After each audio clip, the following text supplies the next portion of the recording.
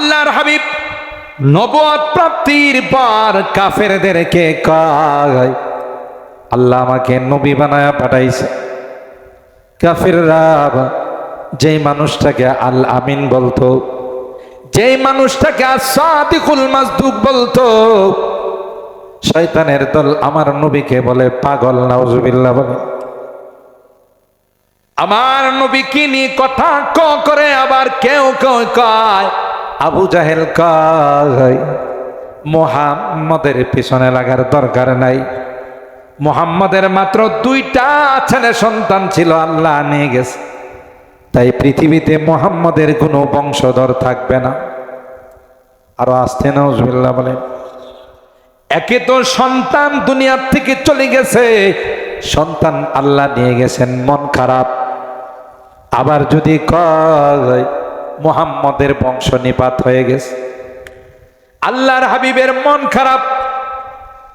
আল্লাহ পাক রব্বুল আলামিন পয়গম্বরকে ডাক দেয়া কয়, নবী আমার মন খারাপ কইরেন না। আল্লাহ পাক সূরাতুল কাউসার নাযিল করে আমার নবীকে সান্ত্বনা দেয়া কয়, ইন্না আতাইনাকাল কাউসার ফাসাল্লি লিরাব্বিকা ওয়ানহার ইন্না শানিআকা হুয়াল আবতার। এ আমার হাবিব, আমি আপনাকে কাউসার নামক নিয়ামত দিয়েছি। মুফাসসিরিনে কেরাম কয়, এত উম্মত, এত অগণিত অসংখ্য উম্মত আমি আল্লাহ আপনাকে দিয়েছি গো, অন্য কোন উম্মতকে আমি আল্লাহ দেই নাই। পৃথিবী যতদিন থাকবে, আকাশ বাতাস যতদিন থাকবে, চন্দ্র সূর্য যতদিন থাকবে, হাবিব আমার ততদিন আপনার নাম আকাশে বাতাসে উচ্চারিত হবে। আপনাদের এলাকার কোন হিন্দুকে যদি বলেন, এ পবিত্র সরকার, এ রাজমান, শুনেছি তোর একটা বাচ্চা হবে, তোর বাচ্চাটার নাম যদি আবু জাহেল রাখিস তাইলে 1 লক্ষ টাকা পুরস্কার দিব। হয়তো কি বলেন, খুশি হবে যে 1 লক্ষ টাকা পাবো, তাও বাচ্চাটার নাম আবু জাহেল রাখি। খুশি তো হবে না, নারাজ হয়ে হাতে কিছু থাকলে দাঁড়াবে, দাঁড়া তার দিকে তেড়ে যাবে, এই বেটা তুই কি আমাকে আবুল জাহেল থেকে খারাপ মনে করিস? বোঝা গেল পৃথিবীতে কেউ আজ পর্যন্ত নিজের সন্তানের নাম আবু জাহেল রাখে নাই, কিন্তু আমার নবীর নাম অলিতে গলিতে প্রত্যেকটা মুসলমানের শুরুতে মুহাম্মদ। ইমাম, উলামা, ঐক্য পরিষদ 9 নম্বর। ইমাম এবং উলামা যাদের পিছনে আমরা ইক্তেদা করি তাদেরকে ইমাম বলা হয়। আলেমের বহুবচন হলো উলামা। আল্লাহর হাবিব সাল্লাল্লাহু তাআলা আলাইহি ওয়াসাল্লাম বিদায় হজের মধ্যে উম্মতকে জানিয়ে দিয়েছে, আমি চলে যাচ্ছি কিন্তু আমার নায়েবদেরকে তোমাদের মাঝে রেখে যাচ্ছি। তোমাদের দ্বীন সম্পর্কে, ইসলাম সম্পর্কে যে কোনো বিষয় তোমাদের জানার দরকার হবে, ওয়ারাসাতুল আম্বিয়া, নায়েবে রাসূলদের কাছে তোমরা যাবে, তাদের শরণাপন্ন। তাইলে বুঝা গেল উলামায়ে কেরাম হলেন নবীদের উত্তরাধিকার। ওয়ালাম ইউয়ারিসু দিনারা ওয়ালা দিরহামা, টাকা পয়সার উত্তরাধিকার রেখে যান না। ওয়া ইন্নামা ওয়ারাসুল ইলম, ইলমে ওয়াহির মিরাজ তাদেরকে দিয়ে গেছে। সুবহানাল্লাহ। উলামায়ে কেরাম আইম্মায়ে মাসাজিদ, খতাবায়ে মাসাজিদ, ওনারা হলেন জাতির মাথার মুকুট, রাহবার। বাতিল যখন যেই রূপে আসে, সবার আগে যারা বাধা দেয় এরা হলো উলামায়ে কেরাম, ইমাম উলামা পরিষদ। কথা বলেন ঠিক কেন? এটা তাদের নৈতিক দায়িত্ব। এই দায়িত্ব আল্লাহর নবী দিয়ে গেছে। উলামায়ে কেরাম শুধুই যে জাতির জন্য পরকালের রাহবার তা নয়। যেমনটা এই সংগঠনের সভাপতি বোধ না বক্তব্য দিয়েছিলেন, সেক্রেটারি সাহেব ইতিমধ্যেই আপনাদেরকে তাদের কর্মসূচি, প্ল্যানগুলো, পরিকল্পনাগুলো এবং যেগুলো করেছেন তার আংশিক আলোচনা করেছেন। আমরা দেখি জাতির যখনই কোনো দুর্যোগ আসে, কোনো বিপদ আসে, সবার আগে মাঠের মধ্যে যারা ঝাঁপিয়ে পড়েন এরা হলো উলামায়ে কেরাম। করোনার সময় আপনারা দেখেছেন আমাদের নেতাদেরকে লাইট মাইরেও পাওয়া যায় না, আর কোন কোন নেতা গ্লাসের ভিতরে ঢুকছে। কথা যারা একটু ভিআইপি মার্কা, ভিভিআইপি, এদেরকে দেখা গেছে ওরা গ্লাসের ভিতরে ঢুকে গেছে, কয়েকটা মাস্ক লাগাইছে, পিপিএ, হ্যান্ড গ্লাভস, একটু একটু পর হ্যান্ড স্যানিটাইজার, এগুলো ব্যবহার করছে। কারণ মাস্ক যদি একটা থাকে, কোন ছিদ্র দিয়ে মাস্ক ঢুকে করোনা ঢুকে যায়, এই জন্য কয়েকটা করে মাস্ক লাগাইছে, তাই না? গরিব গোরাবারা মাস্ক কারে কই বুঝে আনে, ঠিক কিনা বলেন? এতগুলো মাস্ক লাগানোর পর গ্লাসের ভিতরে ঢুকার পর বৃষ্টি পড়তেছে, কিন্তু আজকে বৃষ্টি হলেও থাকা লাগবে। এই যে অনেকে ভয় পেয়ে গেছে, তো মৌলবি তো সাইজ ভালো না রে। বৃষ্টি কার গোলাম? আরো জোরে বলতে হবে, কার গোলাম? আমরা কার জন্য আসছি? সুতরাং আল্লাহর গোলাম বৃষ্টি, আমরাও মাহফিল শোনার জন্য আসছি। সুতরাং আমরা আল্লাহর কাছে দোয়া করব যে আল্লাহ এই নয়নপুর এলাকায় বৃষ্টি না দিয়ে রাজেন্দ্রপুর দেন। পুর দুইটা ঠিক আছে, কথা কয় ঠিক না? নয়নপুরে না দিয়ে কোথায় দেন? রাজেন্দ্রপুরে দেন। বলেন আল্লাহুম্মা হাওয়ালাইনা ওয়ালা আলাইনা, আল্লাহুম্মা হাওয়ালাইনা ওয়ালা আলাইনা। আবার আল্লাহুম্মা হাওয়ালাইনা ওয়ালা আলাইনা, আল্লাহুম্মা হাওয়ালাইনা ওয়ালা আলাইনা, আল্লাহুম্মা হাওয়ালাইনা ওয়ালা আলাইনা। হে আল্লাহ, আমরা বয়ান শোনার জন্য আসছি, কোরআন শোনার জন্য আসছি। আল্লাহ, আমরাও তোমার গোলাম, বৃষ্টিও তোমার গোলাম। আল্লাহ, মেহেরবানি করে বৃষ্টিকে দূরে কোথাও পৌঁছায় দাও, মেহেরবানি করে বৃষ্টিকে রাজেন্দ্রপুরে পৌঁছায় দাও। শুধু প্রথম অক্ষর বেশ কম, একটা নয়নপুরা, একটা পুর ঠিক আছে, কিন্তু আল্লাহ নয়নপুরে নয়, রাজেন্দ্রপুরে পৌঁছায় দাও। বলেন আমিন। ইনশাআল্লাহ ইমানি পরীক্ষা চলতেছে যে বৃষ্টি দেওয়ার পর কেউ মাহফিল ত্যাগ করে, প্যান্ডেল ত্যাগ করে যায়, আর কে থাকে, এটা আল্লাহ দেখার জন্য একটু পরীক্ষা করে। আল্লাহ বলেন আম হাসিবতুম আন তাদখুলুল জান্নাহ ওয়ালাম্মা ইয়াতিকুম মাসালুল লাযীনা খালাউ মিন ক্বাবলিকুম, তোমরা কি মনে করছো এমনি জান্নাতে চলে যাবে? সামান্য একটু বৃষ্টি দিয়ে পরীক্ষা করব না? সুবহানাল্লাহ। কম তাহলে হতে পারে এটা কি সামিয়ান ত্রিপল দেওয়া আছে? বক্তার উপরে আছে, শ্রোতার উপরে নাই। স্বাভাবিকভাবে শ্রোতারা রাগ করবো যে এর উপরে তো কি আছে, ত্রিপল আছে। আল্লাহ ইনশাল্লাহ সরাই দেবেন। বলেন ইনশাআল্লাহ। আনা ইনদা জান্নে আবদি বি, হাদিসে কুদসির মধ্যে আল্লাহ বলেন, বান্দা আমার সঙ্গে যেই রকমের ধারণা রাখবে, আমার উপর যেই রকমের আস্থা রাখবে, আমি তার সঙ্গে সেই রকমের আচরণ করব। সুবহানাল্লাহ। সাধারণত তো বৃষ্টি বাদলের মৌসুম, কিন্তু আল্লাহর হুকুম যদি হয় মৌসুম ছাড়া আসতে পারে কিনা? আরো জোরে বলেন। হযরত মারিয়াম আলাইহিস সালামের কামরায় জাকারিয়া আলাইহিস সালাম গিয়ে দেখে গোটা কামরায় ফল ফ্রুটে ভর্তি, বেমৌসুম ফল। এখন কি আম রূপালি, আম সোনালির কোনো ফসল মৌসুম আছে? কথা কয় না। ন্যাংরা কানা আম কোনো মৌসুম আছে? এখন দেখা যায় এই সমস্ত আমের মৌসুম নাই। কিন্তু এই মৌসুমে যদি কাহারো বাড়িতে, কাহারো অফিসে, কাহারো ঘরে যদি এই বেমৌসুম ফল দেখা যায়, তাহলে আশ্চর্য হবে না যে ভাই এই বেমৌসুম ফল পাইলে করতে। হযরত জাকারিয়া আলাইহিস সালাম মারিয়াম আলাইহিস সালামের কামরা বাহির দিয়ে তালা লাগায়া তিনি চলে গেছেন। একটু পরে তালা খুলে দেখি, ইয়া আল্লাহ, ফল ফ্রুটে ওনার কামরাটা কানায় কানায় ভর্তি। সুবহানাল্লাহ। ক্বালা ইয়া মারইয়াম अन्ना लकी हादा। हजरत जकरिया अलैहिस्सलाम मरियम के डाक दिया कहा, ए मरियम, এই ফল তো এই মৌসুমে পাওয়া যায় না। এ মরিয়ম, তোমার কামরায় কোন জায়গা থেকে ফল আসছে রে মরিয়ম? মরিয়ম ডাক দিয়া কয়, ক্বালাত হুয়া মিন ইনদিল্লাহ। এ খালুজান, না না, দুনিয়ার কোনো মানুষ ফল দেয় নাই, এই ফল আমার আল্লাহর পক্ষ থেকে আমার কাছে আসছে।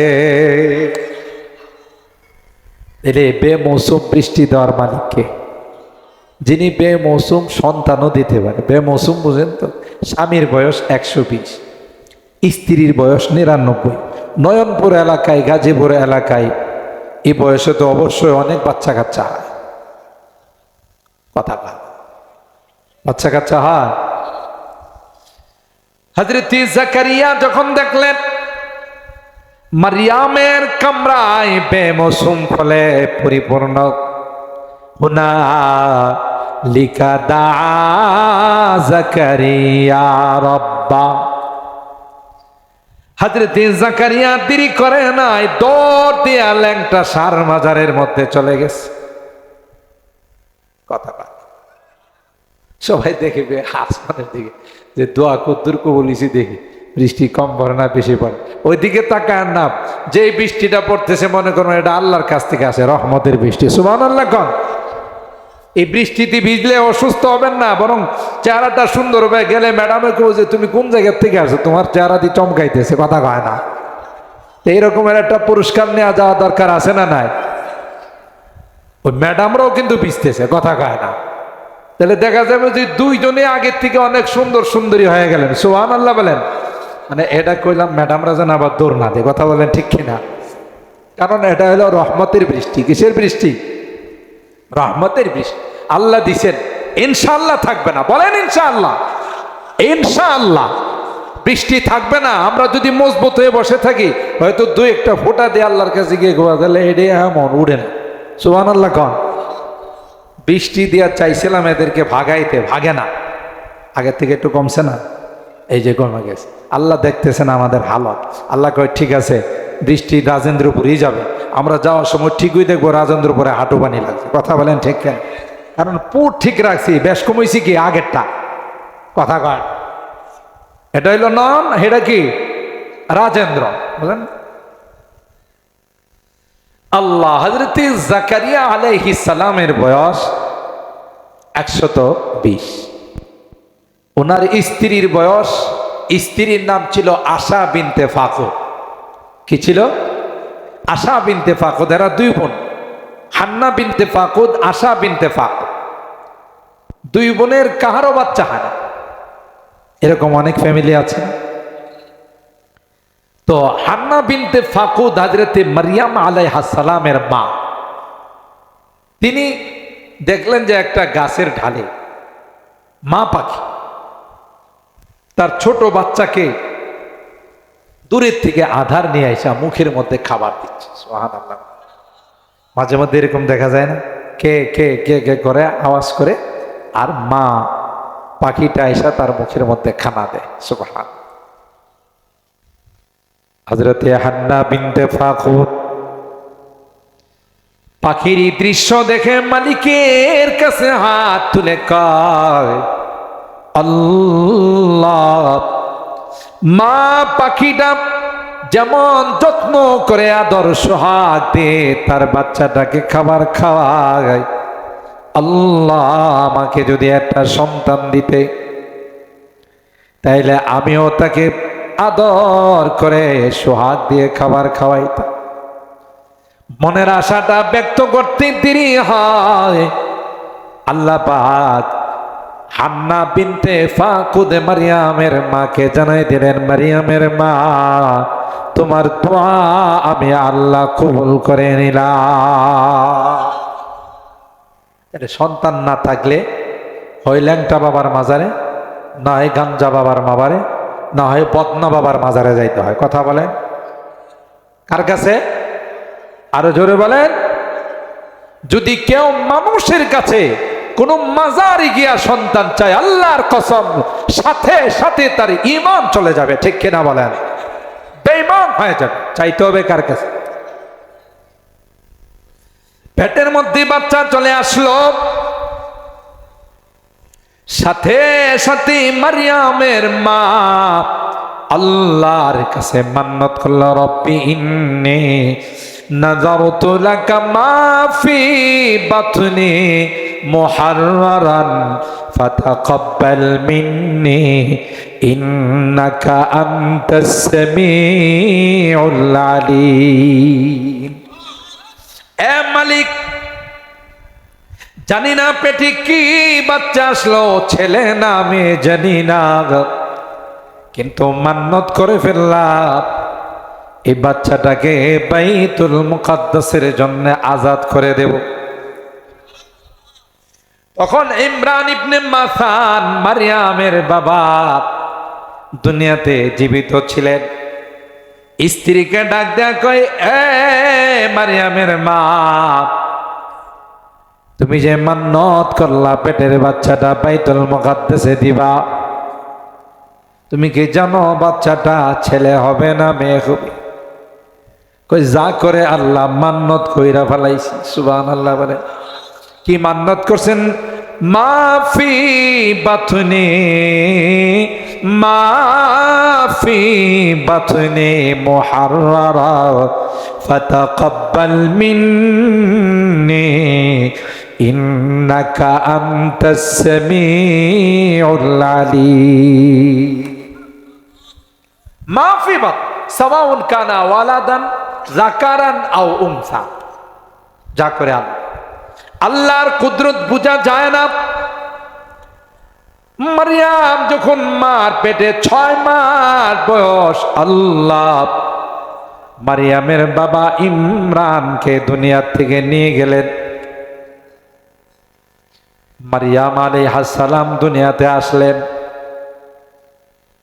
আসার পর কিছুদিন যখন বয়স হলো, মারিয়ামের মা মান্নত পূরণ করার জন্য বাইতুল মুকাদ্দাসের যারা দেখাশোনা করতেন, বাইতুল মুকাদ্দাসের যারা ওলি অভিভাবক ছিলেন, তাদের কাছে গিয়ে বললেন, দুনকুম হাদিহিন নাযীরা, এই যে মান্নত করেছিলাম মান্নত তোমরা গ্রহণ করো। তখন বাইতুল মুকাদ্দাসের 29 জন অভিভাবক ছিলেন, মুতাওয়াল্লি ছিলেন। সবাই কয়, আমাদের নেতার মেয়ে, নেতার অনেক অবদান আছে, নেতার অনেক উপটৌকুন আমাদের উপর আছে, তাই কিছুটা হলেও নেতার মেয়েকে লালন পালন করে পরিশোধ করতে চায়। ওরা ছিলেন আদর্শবান নেতা, কথা কয়। আর আমাদের নেতারা যারা, তাদের অধীনস্থরা যারা, তারা সামনে দেখলে সার সার, আর একটু পিছনে গেলে এমন পুরান ঢাকায়া ভাষা গালি দেয়। এটা তো দুনিয়াতে হলো তাদেরই অবস্থা। কয় এর কারণে আমার জিন্দেগিটা বরবাদ করছে। আর পরকালে আল্লাহর কাছে ফরিয়াদ জানাবে কর্মীরা যে, আল্লাহ এর কারণে নামাজ পড়ি নাই, রোজা রাখি নাই, মেয়াদ উত্তীর্ণ বোতল খাইছি, নারীবাজি করছি, চান্দাবাজি করছি, দুর্নীতি করছি, লুটপাট করছি, মানুষ খুন করছি, গুম করছি, আয়না ঘরে ঢুকাইছি। কথা বলেন ঠিক কিনা? আল্লাহ আবার দুনিয়াতে পাঠাইলে নেতারে জুতা ছাড়া আর কিছু দেবো না। কথা বলেন ঠিক কিনা? আল্লাহ কই দুনিয়াতে পাঠান লাগবো না, এমনি জুতা খাইব। কথা বলেন ঠিক কিনা? যদি নীতির উপরে না চলে, নিষ্ঠার উপরে না চলে, দুর্নীতি করে বেড়ায়, চান্দাবাজি আর সন্ত্রাসবাদী আর টেন্ডারবাজি করে বেড়ায়, আল্লাহ বলেন কয়েকদিনের পাওয়ার, এরপরে এমন শাস্তি আমি আল্লাহ দিব, কলা পাতাতে শুয়েও পার পাবে না। কলা পাতার ঘটনা জানেন? হ্যাঁ, মাশাআল্লাহ, সবাই সচেতন। এই কলা পাতায় যে শুইছিল বাঁচার জন্য, এই শয়তানে আদালতের মধ্যে বিচারক যখন ছিল, তখন সে বলেছিল, এই আলিম ওলামারা যারা মাহফিল করে টাকা নেয়, মাহফিল করে যে হাদিয়া পায় এটার উপরে ইনকাম ট্যাক্স বসানো উচিত। কথা কয় না। আমরা যে মাহফিল করি এই সুকুনের বদনজর পড়ছে আমাদের এটার উপর। কথা বলেন ঠিক কিনা? মাহফিল করলে আমাদের যাইতে গাড়ি টাড়ি নিয়ে আসে, আমরা তেল খরচে চলে যা। আর হের বদনজর আর কোন নজর পড়ছে যে মৌলবীরা যে মাহফিল করে এটার মধ্যে ট্যাক্স বসানো হচ্ছে। আসলে হলো চুরের মায়ের বড় গলা। কথা কয় না? চুরের মায়ের বড় গলা। কারণ ওরা যে কোটি কোটি হাজার কোটি টাকা যে লুটপাট করতেছে, এটা ঢাকার জন্য আলেম ওলামারা যারা বয়ান করে তাদের হাতিয়ার উপরে ট্যাক্স বসানোর রায় দিয়েছিল। কথা বলেন ঠিক কেন? আল্লাহ কয় রাখ, কার ইনকামের উপরে ট্যাক্স বসে একটু অপেক্ষা কর। কথা বলেন ঠিক কেনা? আল্লাহ কয় দেশে থাকার জায়গা পাবি না, আত্মরক্ষার জন্য পলানোর চেষ্টা করবে, নৌকার মাঝিরা সব রায় খায় আবার দেশে ফেরত দিবে। আর দেশের মানুষ মনে করবে যে গনিমতের মাল পাইছে। আর এই গনিমতের মাল পায়া এমন পাইকারি মায়ের দিছে যে পরবর্তীতে মিডিয়ার সাহায্যে শোনা গেছে যে নিচের অংশ শেষ। কথা হয় না মিয়া? কার বিরুদ্ধে কথা বলো? দুই জায়গাতে আল্লাহ বলেছেন যে আমি যুদ্ধের ডিক্লার দিলাম। এক নম্বর হলো যারা সুদী কারবার করে, এত বলার পরও সুদী কারবার ত্যাগ করে না, তাদের সঙ্গে আমি আল্লাহ যুদ্ধের ডিক্লার দিলাম। নাউজুবিল্লাহ বলেন। মান আদালি ওয়ালিয়ান ফাকাদ আযানতুহু বিল হারব। আল্লাহ কয় যারা আমার নবীর ওয়ারিসদের সঙ্গে দুশমনি রাখে, আলেম ওলামাদেরকে দেখলেই মনে করে এরা জঙ্গিবাদ, ইনশাল্লাহ এই বাংলাদেশে এই শব্দ আর কোনোদিন উচ্চারণ হবে না। কথা বলেন ঠিক কিনা? যতদিন এই দেশে লাল সবুজের পতাকা উড্ডীন হবে ততদিন আর কাহারও সাহস হবে না আলেম ওলামাদেরকে মৌলবাদ আর জঙ্গিবাদ বলার। কথা বলেন ঠিক কিনা? কারণ দেশের প্রকৃত স্বাধীনতাকামী যদি কেউ থাকে, সার্বভৌমত্ব রক্ষার যদি কেউ অঙ্গীকার করে, তারা হলো ওলামায়ে কেরাম। কথা বলেন ঠিক কিনা? কারণ এদেশেই তাদের জন্ম, এদেশেই তাদের মৃত্যু। আর তোমরা যারা বড় বড় কথা বলো, স্বাধীনতার কথা বলে মুখে ফেনা ওঠাও, বিপদ দেখলেই আসমান দিয়ে উড়াল দিয়ে অন্য জায়গায় চলে যাও। কথা কি ঠিক করলাম? আলেম ওলামাদেরকে স্বাধীনতা বিরোধী বলে স্লোগান দিয়েছে। আরে মগা, এই স্বাধীনতার পিছনে আমাদের ওলামায়ে কেরামদের দিল্লির চান্দনী চক থেকে নিয়ে খায়বার পর্যন্ত এমন কোন লাশ, এমন কোন গাছ ছিল না যেই গাছে ওলামায়ে কেরামদের দেওবন্দের আলেমদের লাশ ঝুলে না। ঠিক কিনা বলে? ইংরেজদের বিরুদ্ধে যারা 200 বছর ভারত উপমহাদেশকে শাসন করেছে, শোষণ করেছে, নির্যাতন করেছে, তাদের বিরুদ্ধে সর্বপ্রথম যারা জিহাদের টিকলা দিয়েছেন এরা অন্য কেউ না, এরা হলো ওলামায়ে কেরাম, নায়েবে রাসূল যারা তারা। ঠিক কিনা বলে? আর তাদের বিরুদ্ধে যুদ্ধ করার জন্য সর্বপ্রথম যে সেনা ক্যাম্প বানানো হয়েছিল এটা হলো দেওবন্দ মাদ্রাসা। সুবহানাল্লাহ। তাইলে স্বাধীনতা গোড়াতে যদি হাত দেওয়া হয়, ভারত উপমহাদেশ যদি ইংরেজদের কাছ থেকে স্বাধীন না হতো, পাকিস্তান স্বাধীন হতো। পাকিস্তান না হলে পূর্ব পাকিস্তান পশ্চিম পাকিস্তান হতো না, পূর্ব পাকিস্তান না হলে স্বাধীন বাংলাদেশ হতো না। তাহলে গোড়াতে কাদের রক্ত আছে বলেন? ওলামায়ে কেরাম। গরম তৈলের মধ্যে ওলামায়ে কেরামদেরকে বুনা করা হয়েছে স্বাধীনতার আন্দোলন থেকে পিছু হটার জন্য। পরিষ্কার জবাব দিয়েছেন, জান যেতে পারে, রক্ত দিতে পারি, স্লোগান থেকে এক চুল পরিমাণ পিছপা হটব না। কথা বলেন ঠিক কিনা? इस्लाम के इस मरकज से हुई तकदीस आया आजादी की কবিতা এই অংশ আল্লামা রিয়াসাত আলী বিজনুরী উস্তাদে মুহতারাম দেওবন্দ মাদ্রাসায়, যার কাছে ইবনে মাজা শরীফ পড়ি, এত বড় প্রতিভাবান ব্যক্তি ছিলেন। এক একটা লাইন সুন্দর সুন্দর করে এমন সুন্দর সুন্দর কথা ঢুকাইছে, আজব হওয়ার।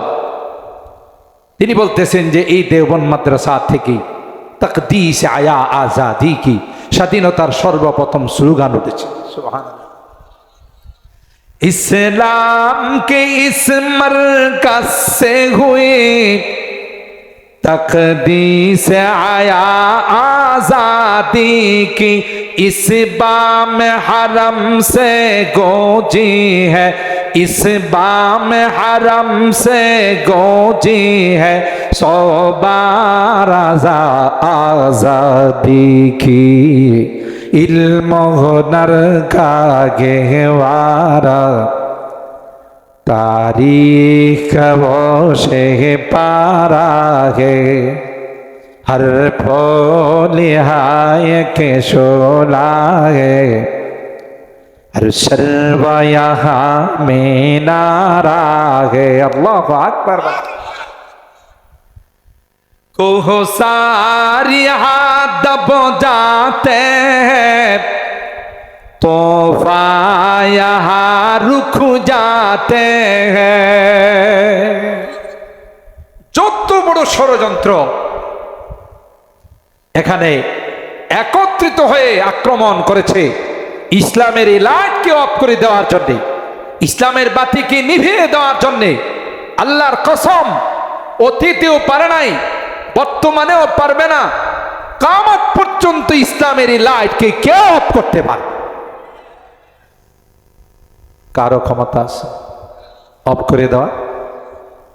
কোহ সারি হাত দব যাতে हैं, तोहफा यहाँ रुक जाते हैं, इस काख फकीरी के आगे, इस काख फकीरी के आगे, शाहों की महल झुक जाते हैं, इल्म हुनर का गहवारा, तारीख वो से पारा है, हर फूल आए के शोला है, हर शर्वा यहाँ में नारा है। अल्लाहु আকবার।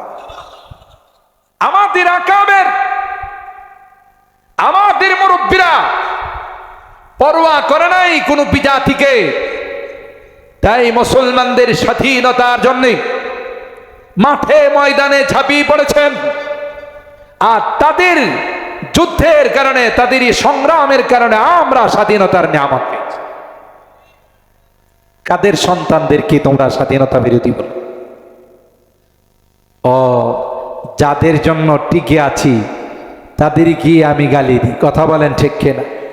না, সম্মানিত সুধী, উলামায়ে কেরাম জাতির যখনই কোনো দুর্যোগ আসে, ইমামরা, খতিবরা আপনাদেরকে নিয়ে জাতির দুর্যোগের সময় তাদের পাশে দাঁড়ায়।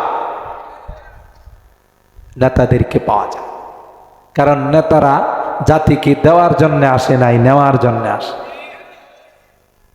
নিজের পকেট ভারী করার জন্য আসে।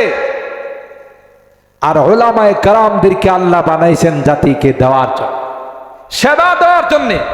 বন্যাতে সেবা দেবে, দুর্যোগপূর্ণ কোনো পরিস্থিতি হলে সেবা দেবে, অসহায় মানুষের পাশে দাঁড়াবে, গরিব গোরাবার পাশে দাঁড়াবে। পাশাপাশি যখনই এলাকায় কোনো অনৈতিক কাজ হবে, অনিসলামিক কাজ হবে, সাথে সাথে প্রতিরোধ গড়ে তোলে। কথা বলেন ঠিক কিনা? রাসূল আকরাম সাল্লাল্লাহু তাআলা আলাইহি ওয়াসাল্লাম নবুয়ত প্রাপ্তির পর মক্কার কাফের মুশরিকরা পাগল বলতে শুরু করে। নাউজুবিল্লাহ। কেউ গলদ, কেউ সাহিত্যিক, কেউ বা বিভিন্ন শব্দের দ্বারা আল্লাহর নবীকে কষ্ট দেওয়া শুরু। আল্লাহর হাবিবের মনটা বড় খারাপ। আল্লাহ পাক সান্ত্বনা দেওয়ার জন্য সূরা আল কালাম নাযিল করেছেন। সুবহানাল্লাহ। প্রথমেই আল্লাহ বলেন নুন। নুনের অনেক তাফসীর, আমি রাত যেহেতু বেশি হয়ে গেছে শুধু ইশারা দিয়ে একটা তাফসীর হলো নুন এমন একটা মাছের নাম। নুন মানে হলো মাছ, এত বড় বিশাল আকৃতির মাছ, যে মাছের পিঠের উপর গোটা পৃথিবীটা আল্লাহ রেখে দিয়েছে। আর একটু আস্তে সুবহানাল্লাহ কম। কমপক্ষে মাছটার ওজন 1 মণ তো হবে, আরো কম। যে মাছের পিঠের উপরে গোটা পৃথিবী আল্লাহ রেখে দিয়েছেন, মাছটা কত বড়? সুবহানাল্লাহ কম। আর একটু জোরে বলেন। বৃষ্টি আসে না গেছে? বুঝলেন আপনারা কত বড় ওলি নিজেদেরকে চিনেন নাই। যারা দোয়া করে বৃষ্টি তারাই দিতে পারেন না, আপনাদের চেয়ে বড় ওলি কেউ আছে? সুবহানাল্লাহ কন। ওলি ওলি কি নামাজ পড়ি না, কথা কয় না। নামাজ পড়া লাগবে না লাগবে না? হারাম বর্জন করা লাগবে না লাগবে? হালাল অর্জন করা লাগবে না লাগবে? আমার মা বোনদেরকে পর্দায় রাখা লাগবে না লাগবে? তাইলে বলি হওয়া যাবে। আমি আগেই বলছি, বৃষ্টিও গোলাম, আমরাও গোলাম। বৃষ্টির থেকে আমরা শক্তিশালী গোলাম, কারণ বৃষ্টি কোনোদিন আল্লাহর কুদরতি পায়ে সেজদা দেয় না, আমরা দিই। আপনারা খবর নিয়ে দেখেন যে রাজেন্দ্রের উপর বৃষ্টি হইতেছে, যেহেতু আমরা রাজেন্দ্রের উপর দেখাই দিয়েছি বৃষ্টি কথা, ওখানে গেলাম আলহামদুলিল্লাহ গান। ওলামাদের মাহফিল মিয়া এক একজন আনেন জাতির জন্য হেদায়েতের নক্ষত্র। সুবহানাল্লাহ বলেন। আর ইমাম ওলামার মাহফিল বৃষ্টি শেষ হয়ে যাইব, সবাই উঠে যাইব। আমি যদি আপনাদেরকে শক্ত করে না বলতাম তাহলে নিজে উঠতে আরেকজনের কত উঠ, বৃষ্টি দিবি যে বঞ্চনা লাগবে না, কথা বলেন ঠিক খেয়ে না। আল্লাহ দেখছে আপনাদেরকে একটু বৃষ্টির ফোঁটা দেয়া, ইমান মজবুত না দুর্বল, কথা বলেন ঠিক কিনা, শক্ত না নরম? আল্লাহু আকবার বলেন, আরো জোরে বলেন আল্লাহু আকবার। লাকাল হামদ ওয়ালিল্লাহিল হামদ। আল্লাহ সমস্ত প্রশংসা একমাত্র, বলেন কেবলমাত্র, শুধুমাত্র তোমারই জন্য। তুমি সর্বময় ক্ষমতার মালিক। দুনিয়ার রাষ্ট্রপতি ক্ষমতার মালিক নয়, প্রধানমন্ত্রী ক্ষমতার মালিক নয়, সর্বময় ক্ষমতার মালিক একমাত্র কেবলমাত্র তুমি, কথা বলেন ঠিক কিনা? যিনি যিনি 15 বছরের ক্ষমতাকে 15 দিনে সাইজ করে ফেলতে পারেন, কথা কয় না। মালিককে আল্লাহ দেখাই দিয়েছেন, কুলিল্লাহুম্মা মালিকাল মুলক তুতিল মুলকা মান তাশা ওয়া তানজিউল মুলকা মিম্মান তাশা ওয়া তুইজ্জু মান তাশা ওয়া তুযিল্লু মান তাশা বিয়াদিকাল খাইর ইন্নাকা আলা কুল্লি শাইইন কাদির। সুবহানাল্লাহ। আল্লাহর হাবিব নবুয়ত প্রাপ্তির পর কাফেরদেরকে কয়, আল্লাহ আমাকে নবী বানায়া পাঠাইছে।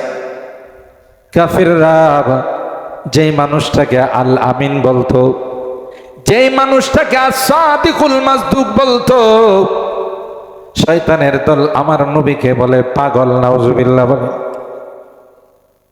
আমার নবী কি নিয়ে কথা করে, আবার কেউ কেউ কয় আবু জাহেল কয় মুহাম্মাদের পিছনে লাগার দরকার নাই। মুহাম্মাদের মাত্র 2টা ছেলে সন্তান ছিল, আল্লাহ নিয়ে গেছে, তাই পৃথিবীতে মুহাম্মাদের কোনো বংশধর থাকবে না। আরো আসতে নাউজুবিল্লাহ বলেন। একে তো সন্তান দুনিয়ার থেকে চলে গেছে, সন্তান আল্লাহ নিয়ে গেছেন, মন খারাপ। আবার যদি কয় মুহাম্মাদের বংশ নিপাত হয়ে গেছে, আল্লাহর হাবিবের মন খারাপ। আল্লাহ পাক রব্বুল আলামিন পয়গম্বরকে ডাক দেয়া কয়, নবী আমার মন খারাপ কইরেন না। আল্লাহ পাক সূরাতুল কাউসার নাযিল করে আমার নবীকে সান্ত্বনা দেয়া কয়, ইন্না আতাইনাকাল কাউসার ফাসাল্লি লিরাব্বিকা ওয়ানহার ইন্না শানিআকা হুয়াল আবতার। এ আমার হাবিব, আমি আপনাকে কাউসার নামক নিয়ামত দিয়েছি। মুফাসসিরিনে কেরাম কয় এত উম্মত, এত অগণিত অসংখ্য উম্মত আমি আল্লাহ আপনাকে দিয়েছি গো, অন্য কোন উম্মতকে আমি আল্লাহ দেই নাই। পৃথিবী যতদিন থাকবে, আকাশ বাতাস যতদিন থাকবে, চন্দ্র সূর্য যতদিন থাকবে, হাবিব আমার ততদিন আপনার নাম আকাশে বাতাসে উচ্চারিত হবে। আপনাদের এলাকার কোন হিন্দুকে যদি বলেন, এ পবিত্র সরকার, এ রাজমান, শুনেছি তোর একটা বাচ্চা হবে, তোর বাচ্চাটার নাম যদি আবু জাহেল রাখিস তাইলে 1 লক্ষ টাকা পুরস্কার দিব। হয়তো কি বলেন, খুশি হবে যে 1 লক্ষ টাকা পাবো, তাও বাচ্চাটার নাম আবু জাহেল রাখি। খুশি তো হবে না, নারাজ হয়ে হাতে কিছু থাকলে দাঁড়াবে, দাঁড়া তার দিকে তেড়ে যাবে, এই বেটা তুই কি আমাকে আবুল জাহেল থেকে খারাপ মনে করিস? বোঝা গেল পৃথিবীতে কেউ আজ পর্যন্ত নিজের সন্তানের নাম আবু জাহেল রাখে নাই, কিন্তু আমার নবীর নাম অলিতে গলিতে প্রত্যেকটা মুসলমানের শুরুতে মুহাম্মদ। আরবের মানুষ, আমি অনেক বয়ানে বলি, আরবের মানুষ 20টা সন্তান যদি হয় সবগুলোর নাম মোহাম্মদ রাখে, শুধু সিরিয়াল দেয়া দেয়, মোহাম্মদ আউয়াল, মোহাম্মদ সানি, মোহাম্মদ সাদেস, মোহাম্মদ রাবে, মোহাম্মদ খামেস, মোহাম্মদ সাদেস, মোহাম্মদ সাবে, মোহাম্মদ সামেন, মোহাম্মদ আশের, 1 number, 2 number, 3 number, 4 number, 5 number, এভাবে নাম্বার দেয়। যদি জিজ্ঞাসা করা হয় আর কি নাম নাই, তখন বলে তোরা বুঝবি না, এটা আমার হাবিবের নাম, যত সন্তান হবে সবার নাম মোহাম্মদ রাখ। বৈজ্ঞানিকরা বলেন, আল্লাহর হাবিবকে আল্লাহ বলেন, ও আমার হাবিব, আপনি মন খারাপ করবেন না, আমি এমন সিস্টেম করে দিব গো যে সকাল নাই সন্ধ্যা নাই 24 ঘন্টা আকাশে বাতাসে আপনার নাম উচ্চারণ হবে। বৈজ্ঞানিকরা বলেন, পৃথিবীর মধ্যে এমন কোনো মুহূর্ত নাই যে মুহূর্তে পৃথিবীর মধ্যে কোথাও না কোথাও আজান হয় না। আল্লাহু আকবার। ঢাকাতে যখন আজান হয় তার 10 মিনিট পর উত্তরবঙ্গে আজান হয়, তার 5 মিনিট আগে আগে পূর্ববঙ্গে আজান হয়। কথা কয় না? বাংলাদেশে এক টাইমে আজান হয় না, বাংলাদেশে যখন আজান হয় তার আধা ঘন্টা পরে ভারতে আজান। বাংলাদেশে যখন আজান হয় 1 ঘন্টা পর পাকিস্তানে আজান হয়, বাংলাদেশে যখন আজান হয় তার 3 ঘন্টা পর সৌদি আরবে আজান হয়। তাইলে কি আজানের টাইম এক না ভিন্ন? আর আজানের মধ্যে আল্লাহ বলেন, ও আমার হাবিব, যেখানে আপনার আমার নাম উচ্চারিত হবে, আশহাদু আল্লাহ ইলাহা ইল্লাল্লাহ, আশহাদু আন্না মুহাম্মাদার রাসূলুল্লাহ, আমার নামের সঙ্গে আপনার নাম অ্যাড করে দিলাম। বৈজ্ঞানিকরা কয়, আবহাওয়া রিসার্চ করে দেখা গেছে আকাশের মধ্যে এমন কোনো মুহূর্ত যায় না যে মুহূর্তে কোথাও না কোথাও আজান হয় না, আর যেখানে আজান হয় এখানে আল্লাহ নবীর নাম উচ্চারিত হয়। এরপর আল্লাহ বলেন, নুন ওয়াল কলামি ওয়া মা ইয়াসতুরুন। 2 নাম্বার তাফসীর হলো, জান্নাতীরা যখন জান্নাতে যাবে প্রথম যে মেহমানদারিটা হবে, ওই মেহমানদারিটা মাছের ডিম দেয়া হবে। আর জোরে আর সর্বপ্রথম ওই দস্তরখানের মধ্যে বাংলাদেশি যারা আছে আল্লাহ তাদেরকে ডাকবে। আস্তে বেশি, আরো জোরে। কারণ মাছে ভাতে বাঙালি, কথা কয় না। আর সেই জন্যই তো অন্যান্য মানুষের থেকে, পৃথিবীর অন্যান্য মানুষ থেকে বাঙালির হিংসাটা একটু বেশি। এখন হয়তো অনেক রাগ করতেছে, এতক্ষণ তো ভালোই গেছিল, জান্নাতে খাবার দিতেছে, আমরা সবার আগে বসছি, এখন দিয়ে আবার কি কয়? কারণ মাছের মধ্যে হিংসা বেশি, তাই ছোট মাছকে বড় মাছ খেয়ে ফেলে। মাছ যেহেতু বাঙালি খায়, তাই বাঙালির মধ্যে হিংসা বেশি। আমার বিরুদ্ধে কথা বলবে তো আয়না ঘরে ঢুকাবো, আমার বিরুদ্ধে কথা বলবে তো গুম খুন করে ফেলবো। কথা কয় না, আমার ক্ষমতাকে কেউ চ্যালেঞ্জ করতে পারবে না, যারাই চ্যালেঞ্জ করতে আসবে তাদেরকে আমি গুম খুন করে ফেলব। যেমন মিস্টার ফেরাউনের এই মাসলাক ছিল। মিস্টার ফেরাউন যখন শুনলো আমার ক্ষমতা, বনি ইসরাইলের একটা সন্তান নিয়ে যাবে, মাথা নষ্ট হয়ে গেছে, গণকদের নিয়ে পরামর্শ করে। গণকরা আর উজির মন্ত্রীরা কয়, বনি ইসরাইলের ঘরে যত সন্তান জন্ম নেবে, মেয়ে সন্তান নয় ছেলে সন্তান, সাথে সাথে তাকে আপনি মেরে ফেলবেন। লক্ষ লক্ষ বনি ইসরাইলের ছেলে সন্তানদেরকে হত্যা করেছে ফেরাউন তার ক্ষমতাকে টিকিয়ে রাখার জন্য। শেষ পর্যন্ত যার জন্য হত্যা করলো, সে গিয়া ফেরাউনের কুলে বৈশা গালে থাপ্পড় লাগাই। দেখছেন নি কারবারটা? যার জন্য লক্ষ লক্ষ মানুষকে হত্যা করলো, সেই কুলে ওইটা কি দিছে? থাপ্পড় নয়, এটাকে বলা হয় চটকানি। চটকানি দিলে আঙ্গুলের দাগ বসে। ফেরাউন রে যখন এই চটকানি দিছে, ফেরাউনের মাথা নষ্ট। এই ছোট একটা পিচ্চি সেই জুড়ে দিছে, বড় 5 জনও পারবে না। আর মুসা নবী কই, পরবর্তীতে তোরে থাপ্পড় দিতে পারি না, না পারে আগে দিয়ে দিলাম। কথা কয় না, রাখে আল্লাহ। আমি জন্য বলি, বিশ্বের মধ্যে যারাই তাদের ক্ষমতা টিকিয়ে রাখার জন্য, ক্ষমতা টিকিয়ে রাখার জন্য মানুষ খুন করে, পাইকারি ভাবে মানুষের উপর গুলি চালায়, টেস্ট করলে, তাদের ব্লাড টেস্ট করলে দেখা যাবে ওই ব্লাডের মধ্যে ফেরাউনের রক্ত আছে। কথা বলেন ঠিক না ভাই? ঠিক। কষ্ট হইতেছে আপনাদের? এই যে আমি 12:30 বাজে, আর 15 মিনিট আছে, এর মধ্যেই শেষ করব ইনশা। সে পর্যন্ত থাকবেন তো? শুধু আল্লাহ রসুলের সিরাতের আংশিক। আমার ভাইরা,